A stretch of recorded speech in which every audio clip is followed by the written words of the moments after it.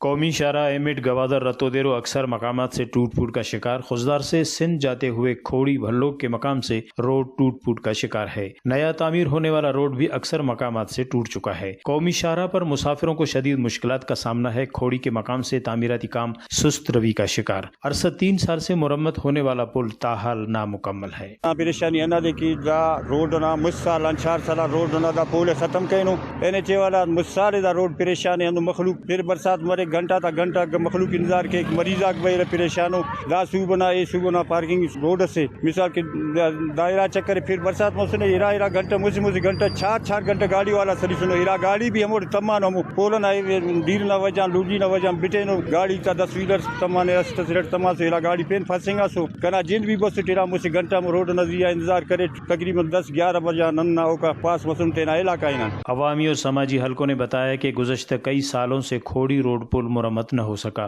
Monsoon کی بارشوں کی وجہ سے روڈ مزید ٹوٹ سکتا ہے۔ بارش کے پانی کی وجہ سے کئی گھنٹے تک راستہ بند ہو جاتا ہے۔ علاقہ مکینوں نے وزیر اعلیٰ بلوچستان اور NHA حکام سے اپیل کرتے ہوئے کہا ہے کہ مذکورہ پل کو جلد تعمیر کیا جائے تاکہ مسافر اور ٹرانسپورٹ سکون سے سفر کر سکیں۔ رپورٹ مرتضی بلوچ، وش نیوز، خوزدار۔